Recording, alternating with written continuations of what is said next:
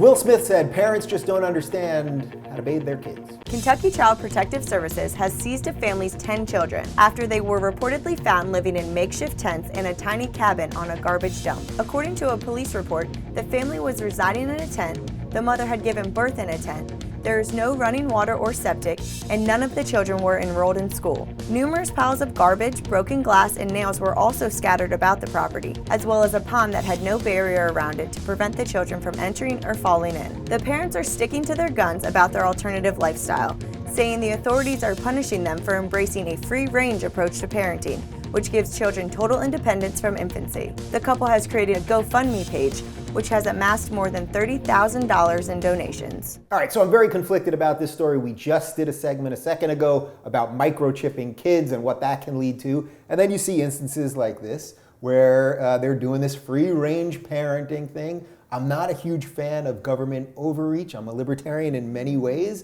so I don't like the government getting involved and forcing everyone to do everything. However, if these kids were, around a pond that was dangerous and there was broken glass and they're not being bathed and there's other health issues, okay, I get it. Is there a happy balance between basically being this family and being the microchip freaks? Yeah, no, I mean, I don't think that they're doing it right. I think that when you hear things like broken glass around, that's just, I don't think that there's any excuse, It seems like they're almost doing it for attention, you were saying, right, before.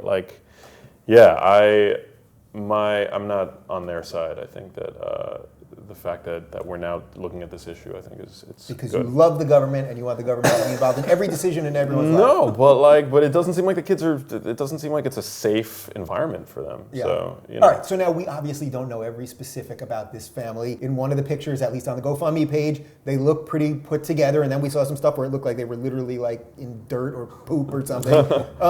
Where do you fall on that? Like how involved the government should be in, making sure people are doing the right things with their kids? I'm with Max on the broken glass. That seems sketchy to me, but when I have kids, I want them to look like those kids with dirt on their face. Because I want my kids to be living in the soil, experiencing life, not living some synthetic, enclosed life.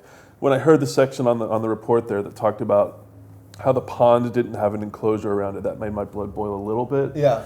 Because, come on, there is a certain limit. We have to let kids roam free at a certain point. So this family has got it right to some extent, but you're right, broken glass, adverse poverty, the kids could probably be living a little better than that. Yeah, but I mean, you see people, families in the developing world living in tents all the time, and that's fine. I'm not, there's no judgment passed, but this particular family isn't in a network of other families that are doing that, and, a system hasn't emerged. They're just kind of it seems like they're winging it, it's not safe, it's not clean. This desire for people to get off the grid. I do respect the idea that's going on here, that they want their kids, as you're saying, they want them to grow up with something a little bit different and not be staring at the phones all the time in every Black Mirror episode and all that. So I respect all that stuff. And yet at the same point, something seems off here. How do you draw the line of where someone should get involved? It's health, basically? Yeah, well, at least let's look at how we treat this type of situation in the developing world. They have to have certain minimum standards by which we can call that a healthy family. The kids have to have access to the proper amount of nutrition, proper access to healthcare, certain levels of education. If they're doing all of those things to whatever minimum requirement we have set for them in whatever state they live, then beyond that, let them do whatever they want. Do you guys think the off-the-grid movement is the next big thing, that more and more people are trying to do this? Yeah, and I think companies like Tesla are definitely facilitating that. So I definitely think it's a positive thing for society. And truth be told, those kids are probably pretty healthy because they were probably born naturally. They're playing in the dirt, amongst healthy, microbiomes. Their immune systems are probably better than your average person born in a sterile hospital environment via C-section. They probably know a lot more about survival than the average 4-year-old, right? That's living a more generic life. Yeah, so I'm not hating. It's just when you read things about the broken glass, that it's happening on a garbage dump, that's where my radar goes off. Just don't raise your kids in a garbage dump, and then besides that, do what you got to do. Anyway, what do you think? Let us know in the comments right down below.